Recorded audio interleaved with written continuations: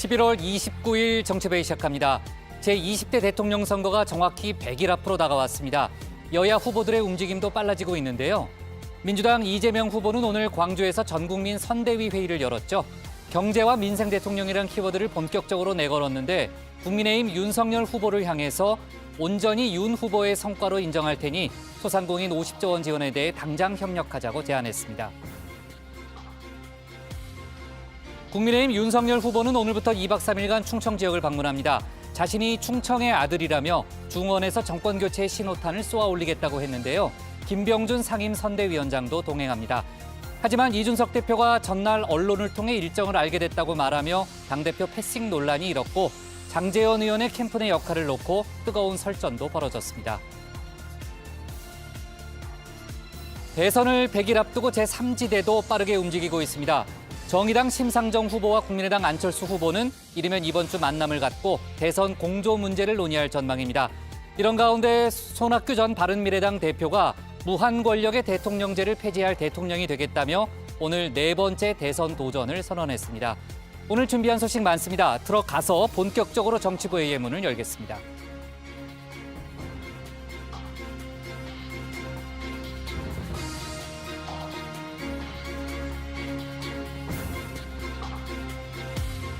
국가대표 정치뉴스쇼 정치부의 시작하겠습니다. 오늘 회의는 신체커 박마커, 류 실장, 조 멘토, 백 반장 그리고 정치부의 애청자 정혜영분들과 함께하겠습니다. 속보 반영하면서 열어놓고 회의를 진행하겠고요. 마침 또 오후에 문 대통령이 주재한 특별 방역 점검 회의 결과가 잠시 후 오후 5시에 발표될 예정인데 제가 현장 연결해서 자세한 내용 알아보도록 하겠습니다. 신체커 나가서 발제 준비하고요. 류 실장. 이재명 후보가 윤석열 후보가 내걸었던 그 소상공인 50조 원 지원 카드를 받겠다. 윤 후보의 공으로 인정을 하겠다라는 말까지 하면서 역제안을 했잖아요. 윤석열 후보는 어떤 반응을 보였나요? 네, 일단 이재명 후보가 오늘 민생 경제 대통령을 강조하면서 윤석열 후보의 공약을 수용하겠다 이렇게 깜짝 제안을 했습니다. 이에 대해서 윤 후보는 민주당이 포퓰리즘이라고 비판을 했는데 이 후보가 뒤늦게 깨달은 것 같다면서 일찍 예산에 반영하는 건 바람직한 일이라는 반응을 보였습니다. 네. 그나저나 이제 국민의힘은 김병준 선대위원장이 독주하는 그런 모양새잖아요. 김종인 전 위원장은 여전히 완강한 상황인가요? 네, 그렇습니다. 이준석 대표는 오늘도 이 김종인 전 위원장은 돈 주고도 살 수 없는 소라고 이야기를 했는데요. 소요? 돈 주고 살 수 없는 소? 네, 소 비유를 좀 주로 하는 것 같은데 네. 김 전 위원장은 이 국민의힘 내부 상황에 대해서 나와 관계없는 일이다 이렇게 선을 그었습니다. 네. 자, 좋습니다. 오늘로 대선이 정확히 100일밖에 안 남았는데 여야 상황 정치부에서 자세히 분석하겠고요. 속보도 많습니다. 일단 뉴스가 많으니까 빨리 출발하죠. 신혜원의 뉴스픽5부터 오늘의 정치부회의 출발하겠습니다.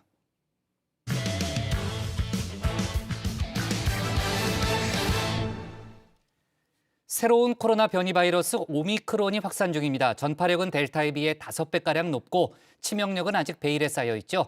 각국은 다시 국경을 걸어 잠그고 있습니다. 우리 방역당국도 전국의 코로나 위험도를 매우 높음으로 격상했는데요. 조금 전에 문재인 대통령이 4개월 만에 특별 방역 점검 회의를 주재했습니다. 잠시 후 5시 정부 합동 브리핑을 통해서 강화된 방역 대책을 발표하는데 관련 소식을 신체커가 정리해봤습니다. 네, JTBC의 가장 빠른 저녁 종합 뉴스, 다정회의 시작을 알리는 뉴스픽 5입니다. 자, 오늘 준비한 픽은요. 오미크론, 그리고 두 전직 대통령, 얼굴 가린 채 북한 가고 싶어, 마지막은 수능 정답 공개입니다. 자, 과연 코로나의 끝은 어디일까요? 전 세계를 떨게 한 델타 변이에 이은 신종 변이가 등장했습니다. 이름은 오미크론입니다. 세계보건기구 WHO가 지정한 5번째 우려 변이 바이러스입니다.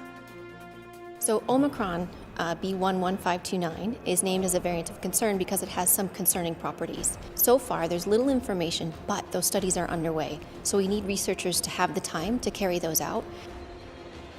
자, 이 오미크론 변이의 돌연 변이 개수는 50여 개입니다. 특히 감염과 직결된 돌기, 스파이크 단백질 32곳에서 변이가 발견됐습니다. 델타 변이의 2배인데요. 현재까지 알려진 바에 따르면 전파를 높이는 알파 변이와 백신 체계를 피하는 베타 변이의 특성을 모두 갖고 있다고 합니다. 이 아프리카 보츠와나와 남아프리카 공항에서 처음 발견이 된 뒤에 이후에 홍콩, 홍콩과 영국, 프랑스, 독일, 그리고 캐나다, 호주 등 최소 15개 나라에서 확진자가 발생했습니다. 아프리카, 아시아, 유럽, 북아메리카, 오세아니아까지 총 5개 대륙에서 확진자가 나온 겁니다. 각국은 국경 차단에 나섰습니다.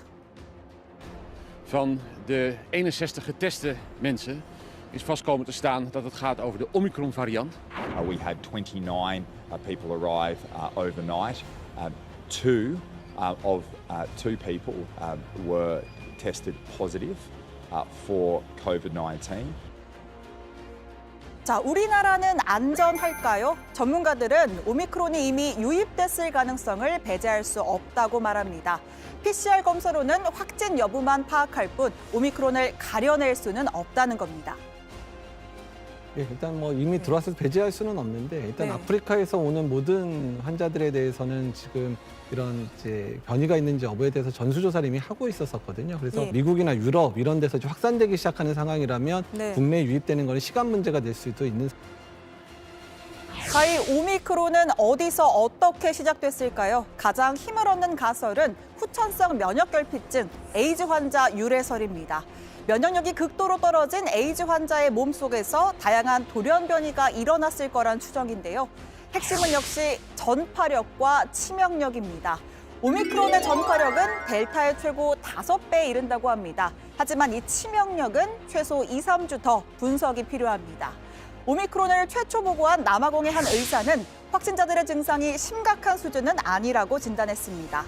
후각이나 미각 상실은 없었고 열이나 기침도 오래지 않아 사라졌다는 겁니다.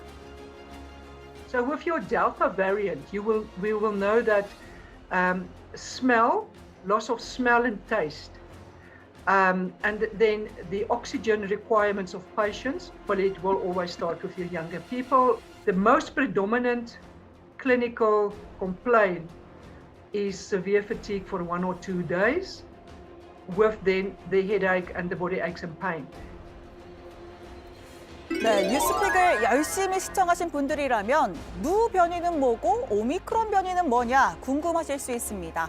결론부터 말씀드리면 누 변이가 오미크론 변이입니다. WHO는 그리스 알파벳 글자 순서로 코로나 변이에 이름을 붙이죠. 자, 12번째 뮤 다음은 13번째 뉴가 맞지만 이 WHO는 2글자를 건너서 이 15번째 오미크론으로 이름을 붙였습니다. 자, 13번째 누는 뉴라는 의미로 잘못 읽힐 수가 있고 14번째 크시는 이 중국의 성씨이자 시진핑 주석의 성인 시와 영어 철자가 같아서 피했다는 설명입니다. 이를 두고 외신들은 WHO가 중국의 눈치를 보고 있다는 해석을 내놓기도 했습니다. 자, 우리 정부는 어제부로 오미크론 발생국과 인접한 남아프리카 8개국에서 들어오는 외국인의 입국을 차단했습니다. 입국 제한 국가를 더 늘릴 가능성도 큽니다. 오늘 신규 확진자는 일요일 기준 역대 최다 3,309명을 기록했고요. 위중증 환자 수는 629명입니다. 이 중환자 병상은 수도권을 넘어서 전국이 포화 상태입니다. 현재 하루 이상 병상을 기다리는 환자 수는 1,149명. 문 대통령은 오늘 4개월 만에 직접 특별 방역 점검 회의를 주재했습니다. 우리나라는 인구 100만 명당 사망자 수가 상대적으로 아주 적은 편이지만 그렇더라도 매우 가슴 아픈 일입니다. 하지만 어렵게 시작한 단계적 일상 회복을 되돌려 과거로 후퇴할 수는 없는 일입니다. 일상 회복 2단계 전환을 유보하면서 앞으로 4주간 특별 방역 대책을 시행하고자 합니다. 네, 문 대통령 주재회의 후 최종 정리를 거쳐 잠시 후 5시에 특별방역 종합대책을 발표합니다. 일단 현재 단계적 일상회복 1단계를 유지하되 백신 패스 대상을 늘리고 유효기간을 도입하는 방안이 유력합니다. 또 병상 확보 대책 중에 하나로 재택치료를 확대하고 백신 미접종자의 치료비를 개인이 부담하는 방안도 거론되고 있습니다. 특별 방역 대책의 핵심은 역시 백신 접종입니다. 3차 접종을 조기에 완료할 수 있도록 총력을 기울여주기 바랍니다. 병상과 의료 인력 등 의료 체계의 지속 가능성을 확보하는 것은 전적으로 정부의 책임입니다. 위중증 환자의 치료와 재택 치료에 어떤 공백도 없도록 총력을 기울여주기 바랍니다. 자, 오늘의 두 번째 픽, 두 전직 대통령입니다. 자, 올가을 두 전직 대통령이 세상을 떠났습니다. 육사 11기 동기로 쿠데타를 통해 차례로 1인자에 오른 두 사람이지만 마지막 가는 길엔 서로 다른 뒷모습을 남겼습니다. 오늘 노태우 전 대통령의 유족들은 장제를 경기도 파주시 통일동산 안에 있는 동화 경모공원으로 정했다고 밝혔습니다. 무한 책임이라고 생각을 하고 계셨습니다. 특히 5.18 희생자에 대한 가슴 아픈 부분이나 또 그 이외에도 본인 재임식 또 재임 안 하셨을 때 일어났을 또 여러 가지 일들에 대해서 너그럽게 용서해 주시고 또 역사의 나쁜 면은 본인이 다 짊어지고 가시겠다. 앞에 세대는 희망을 가지고 살았으면 좋겠다. 네, 현재는 경기도 파주 검단사에 임시로 안치돼 있습니다. 장지로 결정된 동화 경모공원은 고향을 그리워하는 이북도민의 한을 달래기 위해 조성된 묘역과 납골당 시설입니다. 장남인 노재현 변호사는 남북 평화와 통일을 염원하신 유지를 받들면서 국가와 사회에 부담을 주지 않고 순리에 따르는 길을 택하려고 많은 분들의 조언을 들었다라고 했습니다. 파주시와 시민들 또 국가장을 엄수해준 정부에게도 감사의 뜻을 전했습니다. 반면에 전두환 씨는 전 재산이 29만 원이라면서 끝까지 추징금을 내지 않았죠. 또 유혈로 진압했던 5.18 광주 민주화 운동에 대해서도 사과하지 않았습니다. 몸이 좋지 않아서 재판에 나갈 수 없다고 했지만 강원도 홍천에서 이렇게 골프를 치는 모습이 공개되기도 했습니다. 1,000억 원 넘는 추징금 아직 검찰에 납부 안 하셨잖아요. 그리고 벌써 세금 언제 내실 겁니까? 말씀해 주십시오. 그리고 발포 명령 부인합니까? 예. 광주 시민들한테 사과할 생각 없으세요? 사과할 생각 없으십니까? 남편을 민주주의의 아버지라고 칭했던 이순자 씨는 전 씨의 발인 날이 돼서야 사죄라는 단어를 꺼냈습니다. 그런데 무엇에 대한 사과인지는 명확한 설명이 없었습니다. 남편의 재임 중 고통을 받고 상처를 입으신 분들께 남편을 대신해 깊이 사죄를 드리고 싶습니다. 돌이켜보니 남편이 공직에서 물러나신 후 저희는 참으로 많은 일을 겪었습니다. 그럴 때마다 남편은 모든 것이 자신의 불찰이고 부득이의 소치라고 말씀하시고 하셨습니다. 재임 중에 받은 상처. 자, 5.18 민주화 운동은 전 씨가 대통령이 취임하기 3개월 전에 일어났습니다. 전 씨의 측근인 민정기 전 비서관은 이순자 씨가 재임 중이라고 말했다라고 하면서 재임 전에 벌어진 5.18에 대해서 사과한 것이 아니라고 주장했습니다. 재임 이전의 일에 대해서는 전혀 미안하지 않다. 아무런 가책이 없다. 이렇게 얘기하는 것 같아서 또 한 번 우리 광주 5.18 민주화 운동을 폄훼하고 또 그 희생자들을 모욕하고 있다는 생각이 듭니다. 다만 전 씨 측은 5.18 단체를 우롱하려고 그런 표현을 쓴 것은 아니라면서 문장 그대로만 해석해달라 이렇게 한 발 물러났습니다. 전 씨의 장지는 아직 정해지지 않았고 현재는 서대문구 연희동 자택에 임시 안치됐습니다. 자, 오늘의 세 번째 픽은 얼굴 가린 채입니다. 헤어진 전 여자친구를 5개월 넘게 스토킹한 끝에 살해한 김병찬이 오늘 검찰에 송치됐습니다. 경찰은 그에게 살인보다 형량이 무거운 특가법상 보복살인 등 총 8대 혐의를 적용했는데요. 피해자가 스토킹 신고를 하자 이에 앙심을 품고 범행을 계획했다고 판단했습니다. 혹시 마스크 벗어주실 수 있으신가요? 실명 공개됐는데 마스크 벗으시는 거 없으세요? 살인 동기는 혹시 뭔가요? 죄송합니다. 계획살인 인정하시나요? 죄송합니다. 접근 금지 받으셨는데 왜 계속 스토킹 하셨어요? 죄송합니다. 네, 김병찬은 끝내 얼굴을 가린 채 죄송하다는 말만 12번 반복했습니다. 그가 수백 번을 사과한데도 숨진 피해자는 돌아올 수가 없습니다.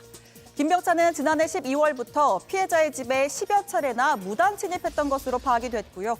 특히 올해 6월부터는 흉기를 들고 피해자를 위협해 상해를 입히거나 감금한 사실도 드러났습니다. 하지만 경찰은 끝내 피해자를 보호하진 못했습니다. 자, 오늘의 네 번째 픽은 북한 가고 싶어입니다. 북한 가고 싶다. 맥락에 따라 자칫 위험할 수 있는 발언인데요.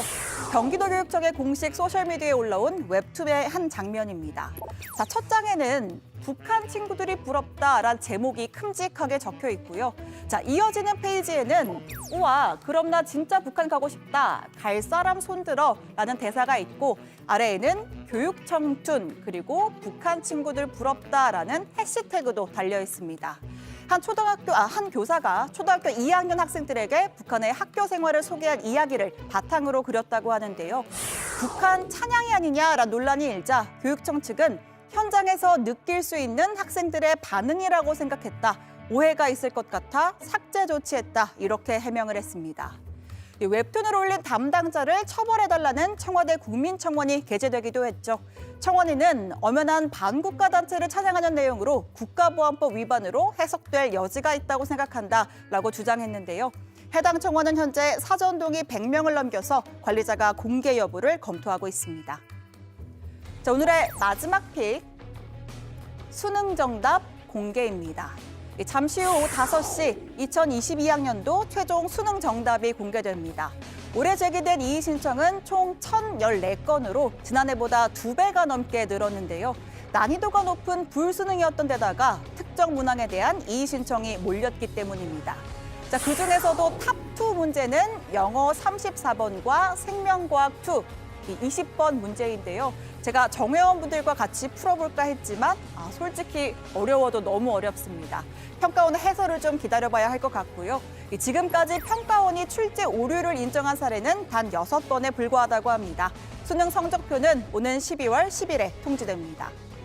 자, 오늘의 뉴스픽은 여기까지입니다. 정회원분들의 원픽은 어떤 소식일까요? 들어가서 이야기해보죠. 뉴스픽 5였습니다.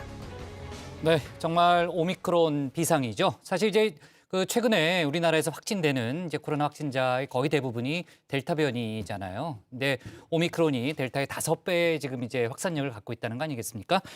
오늘 오후에 나온 속보인데 일본이 우리나라 등 외국인 입국을 원칙적으로 금지하기로 했죠. 지금 세계 각국이 빗장을 지금 이제 걸어 잠그고 있는 그런 상황입니다. 방역 당국은 전국의 코로나 위험도를 매우 높음으로 오늘 격상을 했고요. 지금 제가 얘기했던 이제 오미크론 변수가 또 있기 때문에 여러 가지 이제 고심을 하고 있는 것으로 알고 있습니다. 자, 오늘 오후에 문재인 대통령이 특별 방역 점검 회의를 직접 주재했죠. 네, 그렇습니다. 문재인 대통령이 코로나 관련 회의를 직접 주재한 건 4차 유행이 시작된 7월 초 이후에 약 4개월 만입니다. 신규 확진자와 위중증 환자, 사망자가 급증하고 있고 또 1,000명 이상이 병상을 기다리는 의료 대란까지 발생했기 때문입니다. 일단 문재인 대통령은 특별 방역 대책 핵심은 역시 백신 접종이라고 강조를 했는데요. 3차 접종은 추가 접종이 아니라 기본 접종이고 또 3차 접종까지 맞아야만 접종이 완료되는 것으로 인식을 전환할 필요가 있다고 했습니다. 요양병원과 요양시설에 대한 3차 접종을 서두르고 있고 2차와 3차 접종의 간격도 단축하였습니다. 10대 청소년들의 접종 속도를 높이는 것도 매우 중요합니다. 12세부터 17세까지의 접종이 상대적으로 부진합니다. 미국 등 다른 나라에서 시행하고 있는 5세부터 11세까지 아동에 대한 접종도 신속하게 검토해 주기 바랍니다. 또 다른 핵심 과제인 의료체계 관리는 전적으로 정부의 책임이라고 했습니다. 지자체 및 의료계와 적극 협력하고 위중증 환자의 치료와 재택치료에 어떤 공백도 없도록 총력을 기울여달라 이렇게 당부를 했고요. 또 내년 2월 도입하기로 한 먹는 치료제도 연내에 사용할 수 있도록 도입 시기를 앞당기고 국산 항체 치료제도 필요한 환자들에게 더 적극적으로 활용하라 이렇게 지시를 했습니다. 네. 자, 문재인 대통령이 차원이 다른 고비다 이런 표현을 썼는데 잠시 후 5시로 일단 예정된 정부 합동 브리핑에는 어떤 얘기가 나올까요? 일단 정부가 단계적 일상 회복 2단계로의 전환을 유보를 했죠. 앞으로 4주간 특별 방역 대책을 시행하겠다라고 밝혔는데요. 이 4주간의 특별 대책에는 크게 방역 패스의 대상을 확대하고 병상 확보 방안을 등이 담길 것으로 보이는데요. 현재 성인에게만 적용하는 방역 패스를 18세 이하 청소년으로 늘리고 적용 시설도 식당, 카페까지 확대할 가능성이 크고요. 또 방역 패스 유효 기간을 접종완료 후 6개월 이후로 지정해 추가 접종을 독려할 것으로 보입니다. 네, 이따가 이제 현장을 연결해서 직접 좀 들어보겠습니다만, 뭐 들어봐야 저희가 정확한 내용을 알 수 있겠지만요. 일단은 사적 모임 인원 제한이나 영업 시간 제한보다는 방역 패스 쪽에 조금 무게 중심이 실려 있는 거네요. 그렇죠, 박마커? 네, 맞습니다. 이 밖에 전국의 종합병원의 중환자 병상을 추가 확보를 독려를 하고요. 연말까지 지자체 인력을 동원해서 식당이나 유흥시설 등에 대한 특별 단속을 벌일 것으로 보입니다. 신채거 오미크론 관련 대책도 들어가겠죠? 네, 일단 아까 국장도 속보로 전해주셨는데 일단 전 세계가 국경을 걸어 잠그고 있습니다. 우리나라는 어제부로 오미크론 발생국과 인접한 남아프리카 8개국에서 들어오는 외국인의 입국을 차단을 했고요. 이 입국 제한 국가를 더 늘릴 가능성도 제기가 됩니다. 해외 상황도 비슷한데 특히 일본과 이스라엘의 경우에는 아예 아프리카 지역이 아니라 전 세계 모든 외국인의 입국을 원칙적으로 금지하기로 했다고 합니다. 네. 자, 이따 직접 한번 들어보도록 하고요. 신채커가 고른 원픽은 뭡니까? 네, 오늘도 코로나로 잡겠습니다. 델타 다음은 오미크론, 4주간 특별 방역 대책 시행입니다.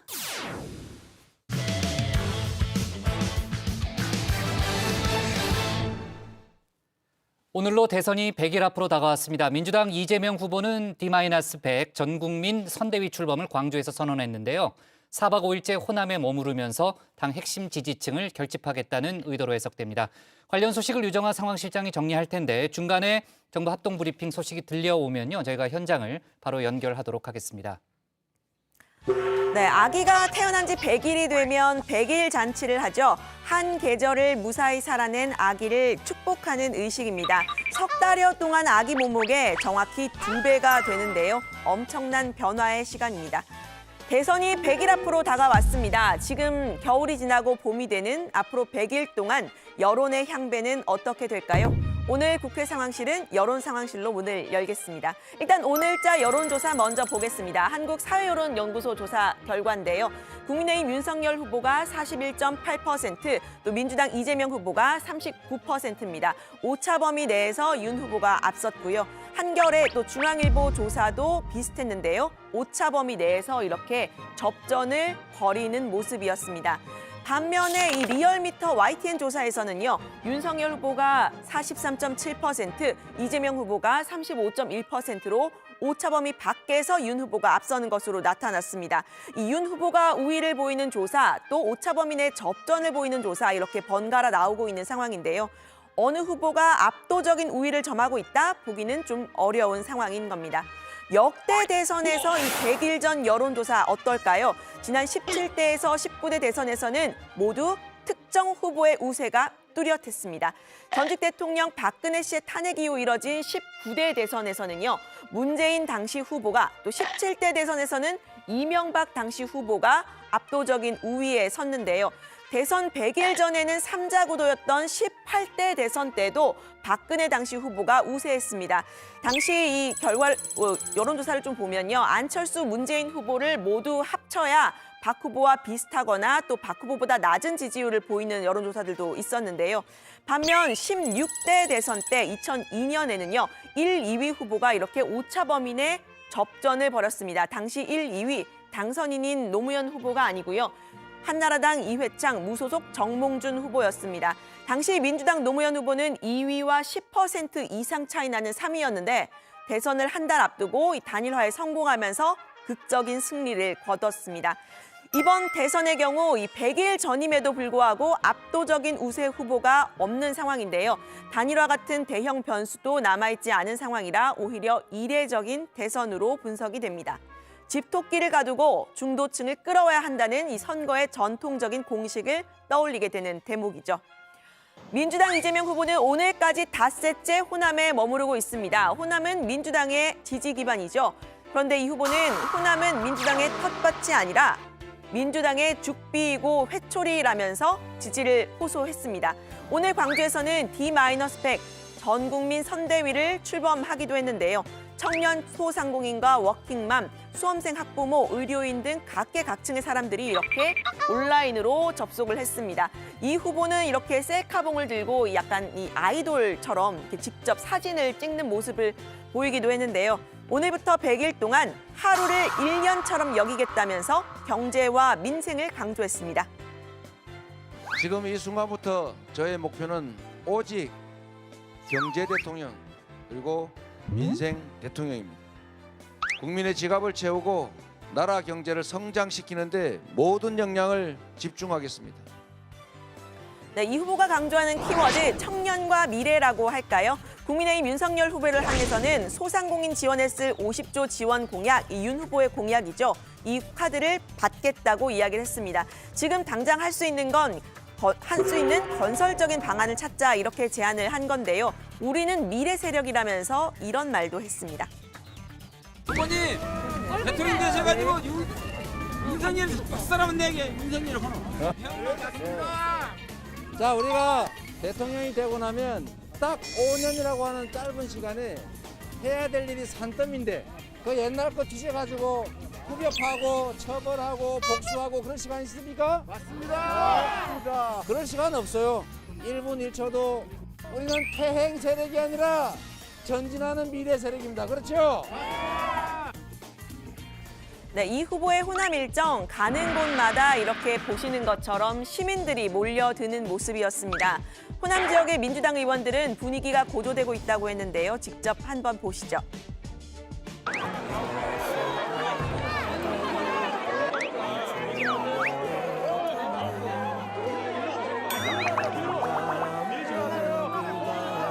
여수 밤바다를 한번 같이 걸어보려고 했는데 걷는 게 거의 불가능하군요.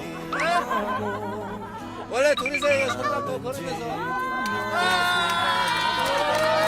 낭만적으로 한번 저도 여수 밤바다를 즐겨보려고 했는데 거의 틀렸습니다.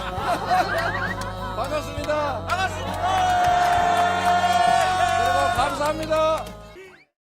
청장, 권덕철 보건복지부 장관, 전해철 행정안전부 장관, 유은혜 사회부총리 등이 진행합니다. 먼저 정은경 질병관리청장이 단계적 일상회복 1단계 시행 평가와 전망, 미접종자 접종과 추가 접종 상황 보고 등에 대해 설명드리겠습니다.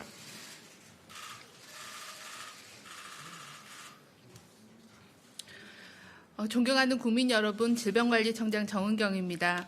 단계적 일상회복 이행이 시작된 지 11월 1일 이후 4주간의 1단계 운영 기간이 경과함에 따라 단계 평가 결과와 위험 요인에 대해서 보고를 드리겠습니다. 단계 평가 결과 위험도는 전국은 매우 높음, 수도권은 매우 높음, 비수도권은 중간으로 평가가 되었습니다. 4주간 위험도는 매주 악화되었고 수도권은 2주 연속 매우 높음 상태입니다. 중환자실 등 의료 대응 역량이 한계치에 임박하고 있고 모든 선행 지표가 상승하는 상황을 고려해서 특별방역 대책의 시행이 필요하다는 평가입니다. 다음은 주요 영역별 위험도 평가 결과를 말씀드리겠습니다. 먼저 대응 역량에 대한 지표입니다. 중환자실의 병상 가동률이 급격히 증가해서 11월 4주 전국 기준으로 70.6%였으며 수도권은 80.4%로 의료 대응의 한계치에 임박하고 있습니다.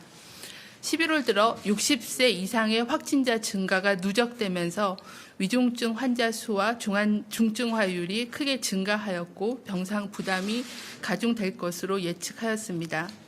다음은 의료 대응 역량 대비 발생 비율은 병상 가동률보다 좀 더 빠르게 증가하고 있으며 방역망 내의 확진자 관리 비율도 30.5%로 10월 대비 10%포인트 감소하여 지역사회 감염의 위험이 증가한 상황입니다. 두 번째 발생 지표입니다. 주간 사망자 수, 신규 위중증 확진자 수 등 모든 지표가 악화되어 상황입니다. 확진자 수와 검사 양성률이 지속적으로 증가하고 있어 확진자 발생을 억제하는 대책이 필요하다는 판단입니다. 다음은 예방접종 지표입니다. 델타 변이로 인해 예방접종 효과가 감소하고 또 시간 경과에 따라 고령층의 접종 효과가 감소하여 돌파 감염이 증가하고 있는 추세입니다. 특히 60대 이상 돌파 감염은 지속 증가하고 있으나 추가 접종 완료율은 현재 12%대로 고령층 유행 억제에는 충분하지 못한 수준입니다. 이스라엘 등 국외 사례를 살펴보면 추가 접종을 받은 사람은 기본 접종만 받은 사람에 비해 10배 이상의 예방 효과를 보이고 있으므로 안전한 일상 회복과 건강 보호를 위해 추가 접종을 반드시 받아주실 것을 당부드립니다. 다음은 주요한 위험 요인에 대해서 말씀을 드리겠습니다. 먼저 60세 이상의 고령층 확진자 위중증자의 증가입니다. 현재 60세 이상의 미접종자는 97만 명, 약 7%대이지만 전체 위중증 사례 중에 44.8%가 60대 이상의 미접종자에서 발생하고 있습니다. 미접종자의 고령층 보호를 위해서는 신속한 예방접종이 시급히 필요합니다. 둘째는 미접종 청소년 확진자의 증가입니다. 접종률이 높은 18세와 또 예방접종이 최근에 진행된 고1, 고2에서는 안정세를 유지하고 있으나 활동성이 높고 예방접종률이 아직 낮은 13에서 15세에서 주간 확진자 수가 지속 증가하고 있습니다. 아직 그 미접종 청소년이 150만 명이 존재하고 또 수능 이후에 전면 등교 시행 등으로 추가적인 확산의 가능성도 있는 상황입니다. 셋째는 방역 긴장감 위안과 사람 간 접촉 증가입니다. 일상회복 1단계 시행 이후 거리두기 완화로 정부 대응의 엄격성 지수는 주요국 중에 낮은 수준입니다. 또한 방역 수칙이 잘 지켜지지 않는 사례가 많다는 현장 목소리가 있는 가운데 연말연시 모임 증가와 겨울철 실내 활동 증가 등으로 전파 위험이 증가할 것으로 판단합니다. 넷째는 감염 전파 양상의 변화입니다. 유행 시작 이후 집단 감염의 비중은 계속 감소하고 지역사회 내의 소규모의 접촉 감염이 꾸준히 증가하고 있습니다. 지금은 지역사회 전반으로 감염원이 확산되어 일상에서 광범위하게 위험에 노출될 수 있는 상황이라고 보고 있습니다. 시설 중심의 관리 대책뿐만 아니라 일상 공간 어디에서든지 사람 간의 접촉을 줄이는 거리두기가 실천되는 게 필요한 상황입니다. 새로운 위험 요인인 오미크론 변이 바이러스의 감시 관리를 철저히 하겠습니다. 세계보건기구는 11월 26일 오미크론 변이 바이러스를 주요 변이 바이러스로 긴급 지정하였으며 전파력 증가, 면역의 회피, 치료제 감수성 변화의 가능성이 제기되고 있습니다. 현재까지 오미크론 변이는 12개국에 144명의 사례가 확인되었지만 계속 증가하고 있는 양상입니다. 국내에서는 아직까지 오미크론 변이가 확인되지는 않았습니다. 최근 4주간 위험 지역으로 지정한 8개국에서는 확진 입국자가 333명이었지만 확진자는 없는 상황이었습니다. 오미크론 변이의 국외 발생 현황과 국내 유입 감시를 강화하고 주기적으로 변이 바이러스의 위험도를 평가하여 대응 방안을 강화하겠습니다. 또한 신속한 변이 바이러스 진단 체계를 갖추도록 하여 차질 없이 방역 대응을 준비하겠습니다. 단계적 일상 회복의 성공적인 이행을 위해서는 무엇보다도 국민 모두가 힘을 모아야 할 때입니다. 현 상황을 빠르게 호전시키기 위해서는 예방접종과 함께 마스크 착용 등의 방역 수칙, 또 불필요한 모임 자제 등의 자발적인 거리두기 실천에 힘써 주실 것을 당부를 드립니다. 다음은 예방접종 진행 상황과 접종률 제고 방안에 대해서 말씀을 드리겠습니다. 단계적 일상 회복 이후에 확진자, 중증 환자가 네, 지금 현재 정부가 방역 대책을 브리핑하는 현장을 연결해서 자세한 내용 들어봤는데요. 아까 문재인 대통령도 얘기했지만 4주간 특별 방역 대책에 돌입하고 일상 회복 2단계로의 전환은 하지 않는 것으로 일단 발표가 됐습니다. 그리고 백신은 아까도 잠깐 얘기가 나왔지만 앞으로는 3번 맞는 게 기본 접종이라는 그런 기본적인 어떤 정책의 전환이 있다는 얘기고요. 기타 방역 패스의 유효 기간을 도입해서 일단 6개월 단위로 도입을 하고 청소년 방역 패스 부분은 추후 검토키로 했습니다. 또 모든 환자는 재택 치료를 기본으로 한다는 그런 내용도 포함이 돼 있다고 하고요. 그리고 사적 모임을 줄이는 부분에 대한 것은 추후에 조금 더 논의하기로 했는데 아마도 코로나 상황이 조금 더 심각해지면 아마 사적 모임을 줄이는 쪽으로 아마 논의를 할 걸로 보이는데 일단 오늘은 결정이 안 됐습니다. 추후 논의키로 했다는 그런 내용입니다. 자, 조금 더 자세한 속보가 더 나오면요. 저희가 계속해서 속보를 반영해 가면서 진행을 하겠고요. 아까 이제 이재명 후보 이제 호남 일정을 얘기하다가 중단이 됐는데 류정아 실장이 이어서 발제를 시작하죠. 네, 호남 방문 분위기 보시던 중이었는데요. 다시 한번 보시죠. 큐!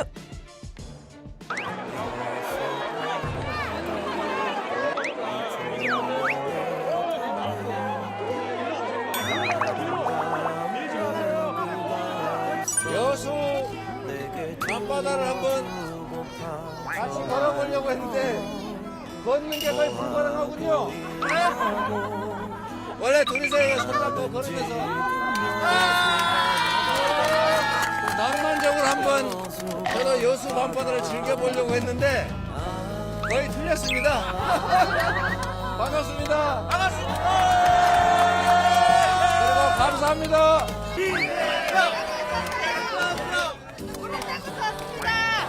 저 충남 아산에서 왔습니다. 저 보러 온 건 아니죠?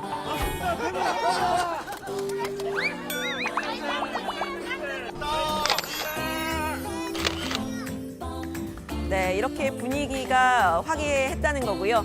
연일 이재명 후보 당 쇄신에 집중하고 있죠. 원팀에도 신경 쓰고 있습니다. 선대위 핵심 인사를 새로 했는데요. 정무실장에는 문재인 대통령의 복심이죠. 이 윤건영 의원, 또 비서실장에는 이낙연 전 대표 측의 추석 대변인이었던 오영훈 의원을 세웠습니다. 다만 이번 호남 방문에서 이 이낙연 전 대표와의 만남은 이뤄지지 않았는데요. 이 전 대표와의 소통은 잘 되고 있다고 했습니다. 이낙연 전 대표께서 그럼 가서 도와라 이렇게 말씀하셨다고 얘기 듣고 있고요. 예. 그런 점에서 보면 이낙연 전 대표께서도 여러 가지로 극적인 타이밍을 보고 계시는 거 아닌가. 가장 효과적인 타이밍을 보고 계시겠죠. 네, 이재명 후보 이렇게 긍정적인 메시지만 발신하고 있는 건 아니고요. 상대 후보인 윤석열 후보를 향해서는 공세를 폈습니다. 무능과 무식, 무당의 삼무 후보라고 한 겁니다. 반면 본인은 실적과 실력, 실천의 삼실 후보라고 이야기를 했는데요. 무식, 무능, 무당은 산무. 이 산무는 죄악입니다. 죄악. 그냥 웃어 넘길 일이 아니라 그리고 우리 다음 세대들의 삶과 운명이 달린 일입니다. 국정에 대해서 아무것도 모르면서 무슨 이상한 스승님 찾아다니면서 나라의 미래를 무당한테 물으면 되겠습니까, 여러분? 네, 반면 국민의힘은 삼무 후보는 이재명 후보라고 맞섰는데요. 무법과 무치, 무정의의 삼무라는 겁니다. 그러면서 일유도 있다고 했는데요. 한번 들어보시죠. 무법이라든지 아니면 수치심을 모르는 무치라든지 아니면 공감 능력이 없다는 무정 외에 많은 분들이 일유가 있다. 삼무일유요. 그래서 그 유가 뭡니까? 했더니 화천대유라고 하시더라고요. 그래서 이 대장동 의혹, 원주민분들과 대장동 주민들을 피눈물나게 했던 건데 네, 이재명 후보 본인의 리스크도 계속되고 있습니다. 조카의 이 교제 살인을 변호했던 일, 파장이 이어지고 있는 건데요. 이 후보는 조카의 행동을 데이트 폭력이라고 표현을 했다가 강한 비판을 받고 사과를 했죠. 이 데이트 폭력이라고 하기에는 범죄의 정도가 지나치게 끔찍했습니다. 변호사로서 이 심신미약의 논리를 편데 대해서도 야당의 비판 계속되는데요. 이 후보가 과거 이 심신미약으로 감형된 흉악범에 대한 판결에 강하게 비판했었던 전력과 비교하면 이 앞뒤가 다르다는 그런 비판입니다. 불가피한 변호였다는 이 후보의 그 반박에 대해서도 국선 변호사를 쓰면 됐던 게 아니냐 이렇게 공세를 폈는데요. 18년도에 강서구 PC방 살인 사건이 났었을 때 이재명 후보께서 뭐라고 얘기를 하셨냐면은 정신질환에 의한 감형에 분노한다 그러면서 본인이 이러한 사건에 대해서 굉장히 분노하는 표시를 했거든요. 그리고 이 사건 하나 맡은 게 아니라 또 다른 사건도 변호를 하셨단 말이지요. 그렇기 때문에 지금 현재 사건의 파장이 굉장히 큰 것이고 네, 정의당 심상정 후보도 비판을 가세했습니다. 이 후보가 조카 외에도 다른 교제 살인을 또 변호를 했고 그때도 심신미약을 주장했다는 겁니다. 생업 변호사의 고충은 이해한다면서 다만 인권 변호사의 타이틀은 내려놓으라고 일침을 놨는데요.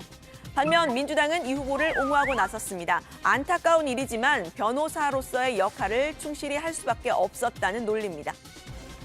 그 조카의 집안 형편이 다른 유능한 변호사를 선임할 만한 형편이 못 됐고 또 그런 살인 사건을 누가 왈칵 수임하겠다고 하는 변호사도 마땅치 않았을 판에 본인이 변호사였기 때문에 맡을 수밖에 없었다. 피의자의 인권을 고려하고 또 방어권을 생각해서 충실하게 변호하지 않는다면 그거야말로 또 배임이죠. 네, 이재명 후보는 전남 영광에서 시민들을 만나면서 4박 5일간의 호남 일정 마무리했습니다. 이낙연 전 대표와의 깜짝 만남은 없었고요. 이 100일 앞으로 다가온 대선은 앞으로도 관련 소식 다정회에서 전해드립니다. 오늘 발제는 이렇게 정리합니다. 이재명 호남에서 전국민 선대위 발족, 조카 교제살인 논란 계속. 네. 자, 류정아 실장 발제 도중에 저희가 현장을 연결해서 정부 합동 브리핑 내용을 들어봤고요. 또 중간에 속보가 하나 들어왔어요. 제가 그 내용을 지금 얘기하면요. 대장동 의혹을 수사 중인 검찰이 곽상도 전 의원에 대해서 사전 구속영장을 청구했다는 그런 속보가 들어왔고요. 지난 토요일 비공개 소환 조사를 했죠. 그래서 바로 검찰이 이제 영장을 청구를 했습니다. 혐의는 특정경제가중처벌법상 알선수재 혐의인데요. 일단 검찰은 곽 전 의원이 화천대유가 참여한 그 컨소시엄 구성 과정에서 하나은행 측에 영향력을 행사하고 그 대가로 아들의 이제 화천대유 퇴직금 명목으로 50억 원을 받았다는 이제 그런 의심을 하고 있습니다. 물론 곽상도 전 의원은 대가성이 없다고 부인하고 있죠. 그 아들의 퇴직금은 아들이 정당하게 받은 것이다라는 그런 입장이고, 이제 곽 전 의원의 구속 여부는 모레 이제 영장 실질 심사에서 결정될 것으로 보입니다. 자, 관련된 속보 짚어봤고요. 이재명 후보가 오늘까지 4박 5일 일정을 호남에서 했죠. 이제 오늘 이재명 후보 일정을 중심으로 좀 얘기를 해보면요. 오전에 전국민 선대위를 발족하고 오후에는 전남 영광에서 일정을 마무리한 거죠? 네, 그렇습니다. 이 후보는 목요일 5.18 유공자 고 이광영 씨 조문부터 시작해서 오늘까지 4박 5일 동안 호남에 머물렀습니다. 오전에 광주 김대중 컨벤션 센터에서 전국민 선거대책위를 주재했는데요. 전국민 재난지원금을 양보한 것처럼 열을 얻고자 허송세월하기보다는 3개, 4개를 양보해서라도 당장 국민의 삶을 보살피겠다고 했습니다. 그러면서 국민의힘 윤석열 후보의 50조 원 소상공인 지원 제안을 받아들이겠다. 당장 논의하자라고도 했습니다. 이후에 조선대학교를 방문해서 학생들을 만났습니다. 네, 최근 공정이 화두가 되면서 이 지역 할당제, 여성 할당제가 논쟁거리가 되고 있는데요. 조선대 강연에서 이 후보는 관련 질문을 받았습니다. 지역, 연령, 성 할당제는 필요하다 이렇게 강조를 했는데요. 왜 이 사람에게 특별한 혜택을 주느냐 이런 의문을 이해는 할 수 있다. 그러나 그렇게 되면 정말 약육강식 사회가 된다면서 지역, 연령, 성 할당제는 필요하다고 강조를 했습니다. 핵심은 전체적인 기회가 줄어드는 것이라면서 피해의식을 갖는 청년들에게 기회를 넓히는 데 함께하자고 하고 싶다라고 말을 했습니다. 또 이후에 전남 영광에서 시민들을 만나면서 메타버스 일정을 마무리했는데요. 영광이 고향인 이낙연 전 대표와의 깜짝 만남이 이뤄질까 관심을 모았지만 결국은 이뤄지지 않았습니다. 네, 이재명 후보의 호남 일정에 시민들의 호응이 상당히 좋았다는 거죠? 네, 그렇습니다. 이 후보가 가는 곳마다 시민들이 몰렸는데요. 사실 호남, 특히 광주, 전남은 이 후보가 대선 경선 당시 유일하게 이낙연 전 대표에게 패했던 곳입니다. 하지만 거리 응원 열기는 뜨거웠는데요. 지난번 대선 때 호남 민심이 민주당에 조금 거리를 뒀던 것에 비하면 변화가 있다는 평가가 나왔습니다. 광주를 지역구로 둔 민영배 의원입니다. 문재인 후보 시절 2017년 선거 때 광주 전남의 지지율이 60% 안팎이었어요. 61.1, 59.9 이랬거든요. 그런데 현재 이재명 후보의 다자구도에서의 지지율이 70% 안팎이에요. 이미 옮겨가고 있죠. 그러니까 노무현, DJ 이 두 분 대통령이 후보 시절에는 90% 이상이 왔지 않습니까? 그래서 지금 그런 흐름이 형성되고 있다. 참, 그 민주당이 홍보를 잘 못하고 있다 이런 지적이 나왔다면서요? 네, 그렇습니다. 열린민주당 소속의 손혜원 전 의원인데요. 손 전 의원 지난 총선과 대선 선거 캠페인 홍보를 주도를 했었죠. 더불어민주당이라는 이름을 지은 사람이기도 합니다. 손 전 의원은 민주당 차원의 홍보가 차라리 안 하는 게 나은 홍보라고 평가절하했는데요. 후보의 개인기를 따라가지 못하는 홍보라고도 했습니다. 들어보시죠. 요즘에 그 길거리에 거는 그 현수막을 보면요. 당장 그만두셔야 됩니다. 무슨 얘기인지도 모르고요. 사람들한테 전달이 제대로 되고 있지 않습니다. 민주당은 그 대선 국면에서 자기들이 여기서 해야 될 일이 뭔지를 조금 더 냉정하고 그리고 명확하게 그 정리를 한 다음에 홍보를 시작해야 된다는 그런 생각을 하고 있습니다. 네, 그리고 국민의힘 윤석열 후보가 2030 세대에 대해서 한 발언을 놓고 민주당이 문제 제기를 했다는 거죠? 근데 그 윤 후보가 어제 모든 국정 운영에 청년을 참여시키겠다면서 후보 직속의 청년위원회를 출범했는데요. 우리 청년들이 얼마나 똑똑한데 머리도 별로 안 좋은 기성세대가 청년 표심 잡겠다고 한다고 그게 표심이 오겠느냐 이렇게 얘기를 한 겁니다. 민주당은 즉각 반박했는데요. 신영영 대변인은 막말로 갈라치기 하고 있다고 비판했습니다. 윤 후보에게 청년을 높이는 방법이 기성세대를 폄하하는 것이냐고 물었습니다. 민주당 황운하 의원의 발언도 논란이 됐는데요. 윤석열 후보의 지지자들이 대부분 저학력 빈곤층이라는 표현을 썼다는 거죠? 네, 그렇습니다. 황운하 의원이 어제 페이스북에 글을 썼는데요. 윤석열의 지지자들조차 그가 어떤 국정 운영 철학을 가졌는지 전혀 모른다. 실제로 1% 안팎의 기득권 계층을 제외하고는 이 지지자가 대부분 저학력, 빈곤층 그리고 고령층이라고 한 겁니다. 이 표현이 국민을 폄하했다라는 논란이 일자 황 의원은 해당 표현을 삭제를 했는데요. 그럼에도 불구하고 기사화가 되고 논란이 계속 이어지자 오늘 오후에 다시 글을 올려서 초고의 글이 퇴고 과정에서 수정된 것이라면서 불편함을 느끼신 분들께 진심으로 사과드린다고 했습니다. 또 특정 계층에 대한 부정적인 표현이 아니었다고도 이야기를 했습니다. 네, 자 오늘 발제 이렇게 정리하겠습니다. 이재명 호남에서 전국민 선대위 발족, 조카 교제 살인 논란 계속으로 제목을 잡겠습니다.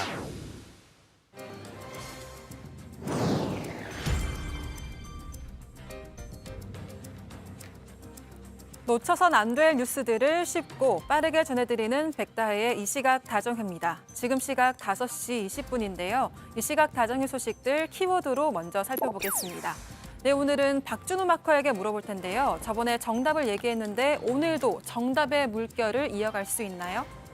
정답의 물결이요? 네. 이거 힌트죠? 네. 보랏빛 물결로 하겠습니다. 네, 속여서 죄송합니다. 첫 번째 소식의 키워드 제출 불가입니다.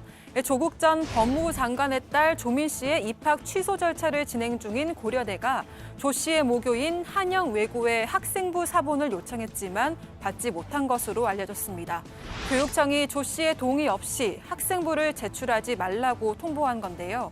교육청은 초중등 교육법에 따라 입학 전형 기간이 지났고 졸업생 동의가 없이는 자료를 제출할 수 없다고 설명했습니다. 한편 지난 8월 모친인 정경심 교수가 입시 비리와 관련한 항소심에서 유죄 판결을 받으면서 부산대는 조 씨의 의전원 입학을 취소하기로 했습니다. 법원이 조 씨의 경력을 모두 허위로 판단했기 때문인데요. 고려대도 입학 취소 처리 심의위원회를 구성했지만 3개월째 별다른 움직임을 보이지 않고 있습니다. 고려대 관계자는 절차대로 진행 중이라는 기존 입장에서 크게 달라진 점은 없다고 전했습니다. 다음 소식의 키워드는 개장 9개월 만입니다. 네, 올해 2월에 개장한 서울 영등포구의 더 현대서울 매장에서 천장이 붕괴되는 사고가 일어났습니다. 매장 직원 3명이 경상을 입고 병원으로 옮겨졌는데요. 1명은 어깨 등에 찰과상을 입었고 2명은 외상이 없었지만 병원으로 이송된 것으로 알려졌습니다. 온라인 커뮤니티에 올라온 영상을 보면 천장에 석고보드가 떨어지면서 환풍구와 철제 구조물, 전기선들이 이렇게 드러난 모습을 확인할 수 있는데요. 백화점 관계자는 현재 해당 매장의 영업을 중단하고 정밀 안전 진단을 시행하고 있다고 밝혔습니다. 그러면서 최대한 빠른 시일 내에 외부 기관에 의뢰해서 전체 매장에 대해 천장 안전 진단을 시행할 예정이라고 알렸습니다. 마지막 소식의 키워드 보겠습니다. 네, 보랏빛 물결입니다. 현지 시간으로 27일 미국 LA의 초대형 공연장인 소파이 스타디움에는 보랏빛 물결이 가득했습니다. 그룹 방탄소년단이 코로나 사태 이후 2년 만에 처음으로 대면 콘서트를 개최했는데요. 전 세계 팬들이 LA로 모여들었습니다.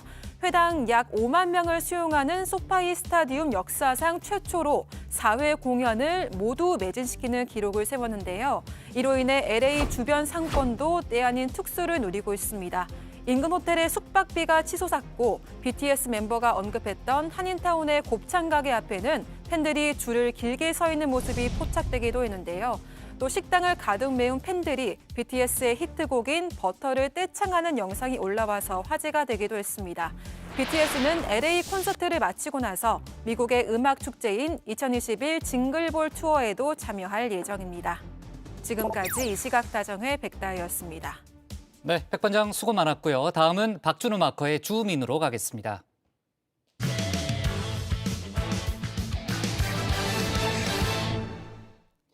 국민의힘 대선 선대위가 김종인 전 비대위원장 없이 김병준 원톱 선대위로 개문발차했죠.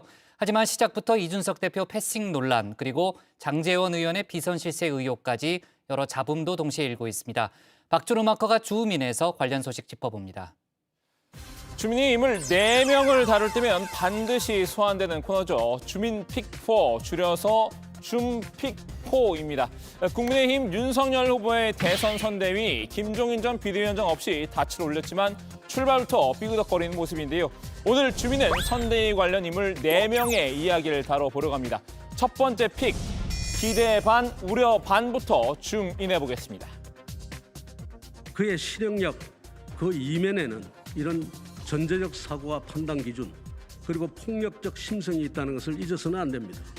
아울러 이러한 심성을 가진 사람일수록 쉽게 말을 바꾸고 쉽게 허리 굽혀 사과하고 쉽게 대중영합주의가 된다는 사실도 우리는 잊어서 안 됩니다.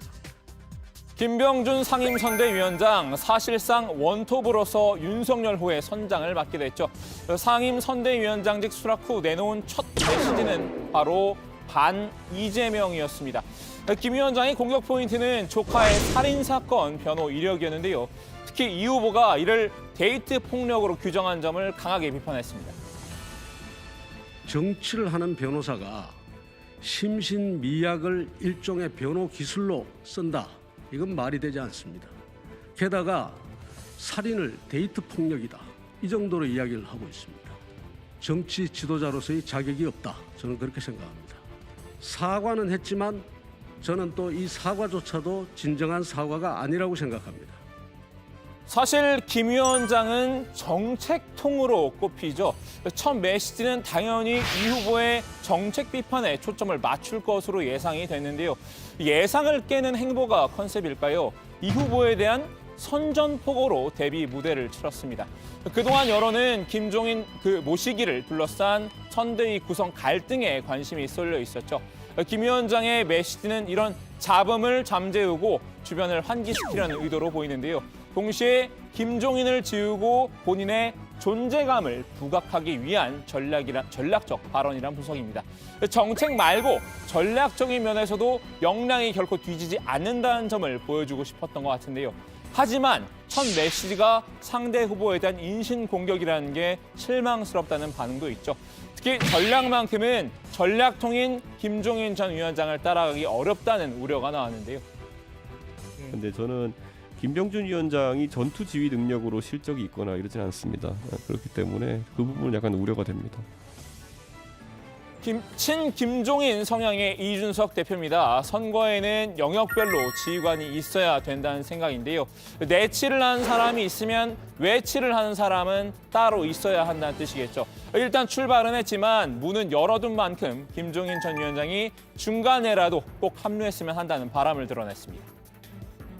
뭔가 꼭 이렇게 항상 김종인 위원장 영입 과정은 꼭 영입하려는 사람들이 꼭 뭔가 찍어 먹어봐야 하는 그런 느낌으로 꼭 그 다음 단계에서 이제 깨달음을 얻는 경우도 좀 있습니다. 저는 뭐 박빙 승부가 이어지는 상황 속에서도 김종인 위원장의 공간이 넓어질 것이다.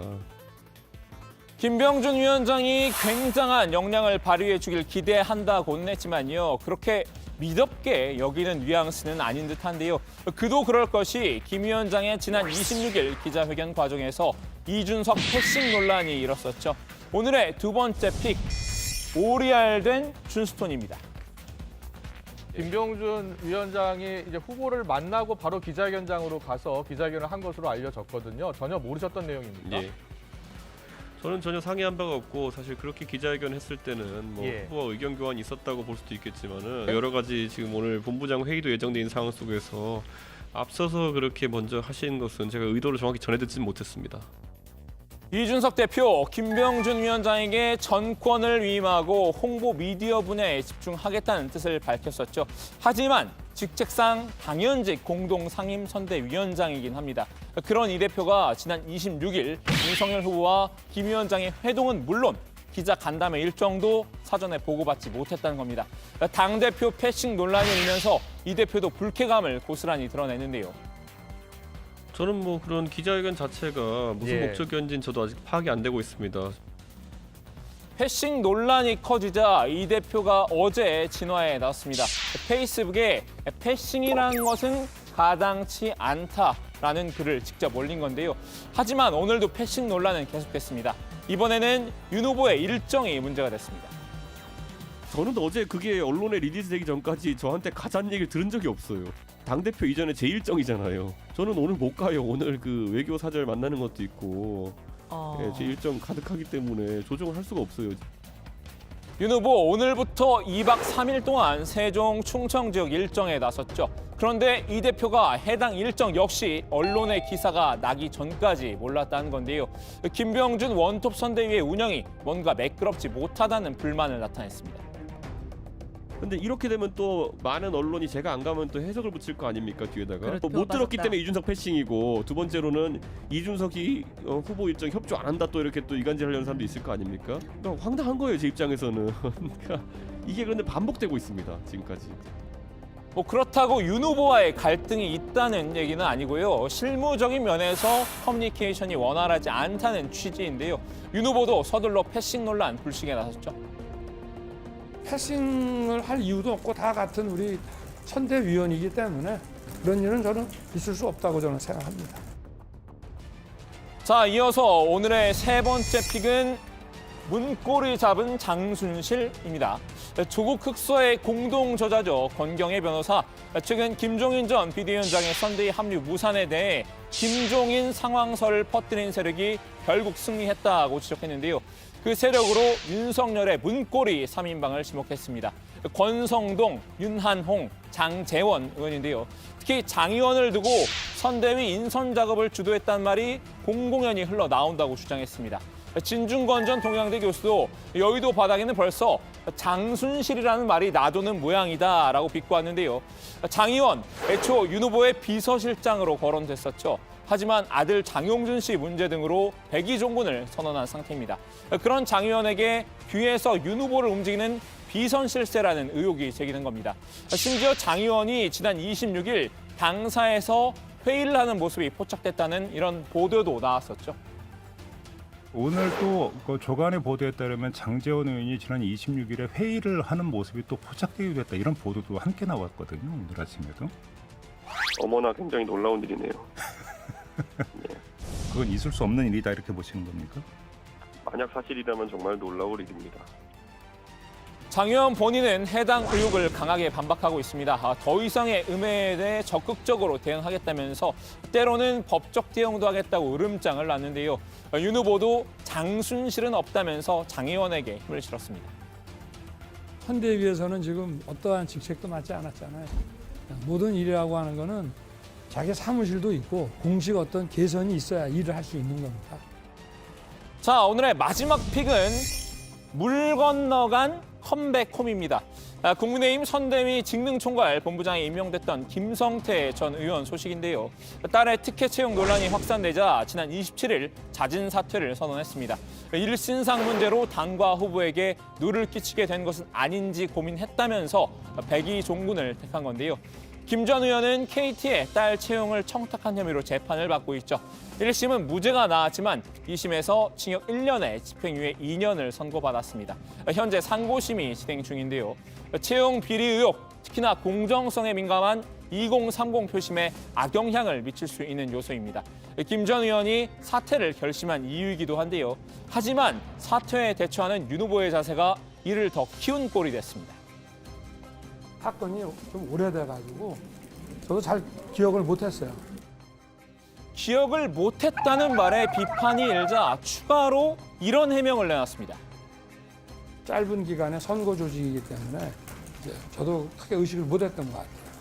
제가 뭐 그 사건을 검사에서 맡았던 건 아니고 그냥 이제 언론을 통해서 들었는데 몇 년 됐지 않습니까? 이게 2017년인가 8년에 그래서 1심 무죄 났다는 얘기 들은 지가 좀 돼. 김 전 의원 지난 2019년 7월에 기소됐죠. 이어 2020년 11월 2심에서 유죄 판결을 받았는데요. 모두 윤 후보가 검찰총장으로 재임하던 시점에 이루어진 일입니다. 국민의힘 김성태 전 의원이 선대위 직능총괄본부장에서 사퇴했으나 청년들의 분노는 아직 사그라들지 않고 있습니다. 바로 윤석열 후보의 기억나지 않는다는 무책임한 말 때문입니다. 자, 이렇게 마지막 픽까지 살펴봤는데요. 우리 정혜원 여러분은 어떤 인물을 오늘의 원픽으로 꼽으셨나요? 윤석열 후보 소식은 들어가서 같이 이야기 나눠보겠습니다. 주민 한마디는 늘 그렇듯 우리 보 국장이 정리해 주실 것으로 믿고요. 지금까지 박준우의 준픽4였습니다. 네. 자, 오늘로써 이제 대선이 100일 앞으로 다가왔다는 소식 앞에서도 저희가 얘기했는데요. 윤석열 후보도 본인의 정책을 소개하는 것 외에 이재명 후보를 향해서도 포문을 연 분위기죠. 네, 그렇습니다. 민주당이 이재명 후보에게 정권을 주는 방향으로 개편에 대해서 독재적 발상이다 이렇게 비판을 했는데요. 한번 들어보시죠. 요즘 이재명 후보는 민주당의 이재명이 아니라 이재명의 민주당이라고 말합니다. 민주당 정부의 실정으로부터 본인을 분리해내고자 하는 그런 쇼잉이라고 저는 생각합니다마는 사실은 그 말 속에 진심이 담겨 있다고 저는 봅니다. 민주적 공당이 아니라 대통령 후보 개인의 사당의 길을 가겠다는 발상이 숨어 있습니다. 이런 발상에서 청와대 독재가 싹트고 그야말로 독재적 발상의 다름 아닙니다. 우리의 민주주의와 정당 정치 발전을 위해서 결코 허용돼서는 안 될 일입니다. 윤 후보는 자신은 국민의힘 후보이고 국민의힘이 배출한 대통령이 될 것이고 당을 중심으로 하겠다고 말씀드렸다면서 당과 입법부를 존중하겠다 이렇게 강조를 했습니다. 윤 후보가 첫 일정으로 충청을 택한 데에는 어떤 의미가 담겨 있나요? 네, 윤 후보는 오늘부터 모레까지 2박 3일 동안 세종, 충청 지역을 방문을 하는데요. 전 충청의 아들이고 충청은 제 고향이나 다름없었다. 역사상 충청은 대선의 캐스팅 보트를 준 지역이라고 충청 일정의 의미를 설명했습니다. 오늘 세종특별자치시 일정에서는 제2의 청와대 집무실을 거론하기도 했습니다. 세종시를 실질적으로 행정수도로 완성시키기 위해 차기 정부를 맡게 되면 법률안 제출하거나 국회에 촉구해서 일단 제2 청와대 집무실을 이전할 수 있는 법적 근거를 마련하겠다고 밝혔습니다. 네. 자, 오늘 윤석열 후보가 청년들을 대상으로 한 토크 콘서트에 참석했는데 상당히 많이 늦었다면서요? 네, 저희 방송 직전에 있었던 일인데 또 국장이 네. 잘 아셨는데요. 윤 후보는 오늘 오후 4시에 대전의 한 카페에서 청년들과 함께 위드 성렬이 형이라는 이름으로 토크 콘서트를 진행할 예정이었습니다. 윤 후보가 예상 시각보다 1시간 이상 늦게 현장에 도착을 한 건데요. 5시 5분쯤 도착을 했다고 합니다. 콘서트에 참석한 청년들은 자리에 앉아서 계속 윤 후보를 기다려야 했고요. 윤 후보는 늦어서 미안하다고 사과를 했습니다. 네, 유 실장이 저 칭찬해 준 거예요? 네, 알았습니다. 열심히 하겠습니다. 자, 국민의힘 공동선거대책위원장의 이수정 경기대 교수가 영입이 됐잖아요. 오늘 발표가 됐는데 범죄 심리 전문가인데 인선 배경이 궁금하네요. 네, 윤 후보는 오늘 2차 선대위 인선안을 확정했는데요. 이수정 교수가 공동선대위원장을 맡게 됐습니다. 범죄심리 전문가인 이 교수는 국민의힘 전신인 미래통합당 성폭력대책위 태스크포스에서 활동하면서 스토킹 범죄 처벌 법안과 조두순 보호수용 법안 등 정책 입안을 지원했던 바 있습니다. 특히 여성을 대상으로 한 강력 범죄에 대한 엄벌을 요구하고 여성 아동인권 보호에도 적극적으로 목소리를 높인 인물인데요. 국민의힘 4.7 재보궐선거 경선준비위원회 위원으로도 활동했던 바 있습니다. 네, 국민의힘 이준석 대표가 이수정 교수의 선대위 합류를 공개적으로 반대해왔었죠. 이른바 이대남 표심을 의식해서다 이런 분석이 나왔습니다. 자, 윤석열 후보는 이수정 교수의 합류만으로도 여성 유권자들 이 외연 확장에 상당한 도움이 될 것으로 판단을 해서 영입을 한 것으로 이양석 대표 이곳 많은 분들의 영입했고요. 스탈린 다나도 공동선대위원장으로 영입됐습니다. 선대위 측은 강제 이주 동포들에 대한 국적 회복 문제에 대한 관심을 부각시키고 또 반영하겠다는 뜻이다라고 전했습니다. 네, 좋습니다. 오늘 주민 제목 제가 정리를 할게요. 김종인 없이 일단 출발은 했지만 이준석 패싱 장순실 논란의 시작부터 삐걱으로 제목을 잡겠습니다. 다음은 조익신 멘토의 톡 쏘는 정치입니다.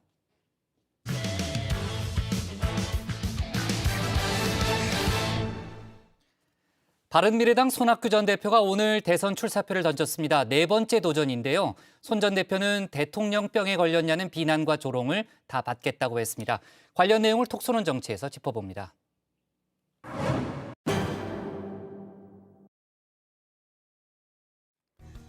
양당제 기득권 체제 극복을 기치로 다당제 연정론을 꺼내들었죠. 정의당 심상정 후보가 오늘 구체적인 3가지 정치 전략을 밝혔습니다. 녹색 통합과 진보 연대 그리고 중도 공조입니다. 녹색 통합과 진보 연대 사실 예상 가능한 시나리오죠. 역시 관심은 중도 공조인데요. 국민의당 안철수 후보와 연대 가능성을 내비쳤죠. 이르면 이번 주에 두 사람이 만나 공조 방향을 논의한다고 합니다. 저는 이번 대선을 새로운 정치 체제를 여는 선거로 만들 것입니다. 누구도 찍지 못하겠다. 기득권 양당이 대변하지 않고 내팽개친 절대 다수의 시민들의 조용한 분노가 끓어오르고 있습니다. 이를 위해서 저는 필요한 일이라면 종횡무진 대화하고 협력하고 또 전진해 나갈 것입니다. 심 후보의 종횡무진 협력, 당장 국민의힘에선 국공합장이란 비판도 나왔었죠. 정의당과 국민의당, 가치와 정책적 차이가 크다면서 말입니다. 뭐 이거야 거의 국공합장이죠. 이게 무슨 그러니까 어차피 깨어질 수밖에 없는 것이고. 예, 제가 봤을 때는 전혀 이념적으로 맞지도 않는 분들이고. 심 후보도 차이를 부정하진 않았습니다. 다만 이를 인정하고 정치개혁이란 공통의 목표를 위해 협력하는 게 시대적 책임이다. 목소리를 높였는데요. 양당 체제에 대한 시민의 열망이란 겁니다. 10가지 중에 5가지가 같고 5가지가 다르다고 할 때 시민의 삶을 개선하기 위해서 같은 5가지를 중심으로 협력하는 것이 정치의 본령이고 민주주의 원리라고 생각합니다. 양당 체제의 대안을 요구하는 시민의 열망을 모아 12월 말까지 제3지대의 구체적인 청사진을 만들어 나가겠습니다. 이른바 안심연대, 일단 에두벌론에 바람을 불어넣기 시작한 건데요. 하지만 어디까지 띄울지는 지켜봐야겠죠. 일단 두 후보 모두 공조에만 방점을 찍었을 뿐 단일화에 대해선 선을 긋고 있습니다. 제3지대의 파이부터 키워놓고 보겠다는 심산인 듯한데요. 기껏 키운 파이 쉽게 양보하긴 어렵겠죠. 안심연대 플러스 알파, 새로운 물결 김동연 후보도 연대의 대상으로 꼽힙니다. 김 후보도 일단 연대 가능성을 열어뒀는데요. 다만 셈법은 조금 다른 듯합니다. 세 사람 가운데 가장 지지세가 약한 상황이죠. 때문에 당장은 공조보단 독자 생존에 방점을 찍는 모습입니다. 오늘은 안철수 때리기에도 나섰는데요. 지난 주말 광주를 찾아 이른바 전두환 용서론을 설파한 안 후보를 강하게 질타했습니다. 건방진 대인배 코스프레일 뿐이다 라고 나를 세운 겁니다. 여기에 뼈있는 한마디도 덧붙였는데요. 5.18 왜곡과 모욕의 주동정당과 협력해온 안 후보가 가볍게 나설 일은 더더욱 아니다 라고 쏘아붙였습니다. 한때 국민의힘과 연대했던 안 후보의 과거를 소환한 겁니다. 안철수 대표께서는 그 시대교체라고 하나 좋은 화두를 들고 나오셨는데 제3에 있는 분들 중에서도 이 스스로가 또 시대교체 대상인 것을 좀 알고 성찰해야 되는 분들도 계시다고 생각합니다. 여기에 또 다른 제3지대 후보가 등장하며 계산이 더 복잡해졌습니다. 최근 비호감 대선이다. 찍을 사람이 없다. 기존 후보들을 향해 날을 세웠었죠. 결국 답은 본인밖에 없다고 생각했나 봅니다. 바로 바른미래당 손학규 전 대표입니다. 여러분들 깜짝 놀라셨죠? 아니 손학규 저 사람이 미쳤나? 이거 대통령병에 걸렸나? 온갖 비난, 야유, 조롱 제가 다 받겠습니다. 국가 비전, 미래 비전은커녕 온갖 인신을 맡아도 포퓰리즘 이런 것만으로 점철되어 있는 대통령 선거. 정말로 이렇게 분열되고 극심한 갈등 속에서 우리에게 다가오는 오고 있는 위기, 도전에 대해서는 나 몰라라. 오직 정권 쟁취만을 위한 대통령. 이것을 제가 참고 볼 수가 없어서 나왔습니다. 손 전 대표 벌써 4번째 대선 도전인데요. 안타깝게도 지금껏 단 한 번도 본선에 나서본 적은 없습니다. 앞선 3번의 당내 경선에서 끝내 문턱을 넘지 못했죠. 과연 이번엔 대선 투표용지에 자신의 이름을 올릴 수 있을까요? 일단은 지켜볼 일입니다. 손 전 대표의 트레이드 마크, 개헌을 통한 87 체제 극복인데요. 오늘 출마 선언에서도 제7공화국 시대를 열어야 한다. 다시 한번 목소리를 높였습니다. 개헌으로 87년 체제를 청산하고 7공화국을 열겠습니다. 대통령이 감옥 안 가는 나라를 만들겠습니다. 불행한 대통령이 없는 국가를 만들겠습니다. 양당제 국회를 다당제 국회로 바꿔 싸우지 않는 국회를 만들겠습니다. 한마디로 대통령제를 폐지하고 의회 중심의 연합정치라는 새로운 길을 열겠습니다. 대통령에게 집중된 권력을 분산시키고 진영 정치를 걷어야 한다는 겁니다. 진영 정치 타파. 그래서 전두환 씨 장례식에도 모습을 드러냈나 봅니다.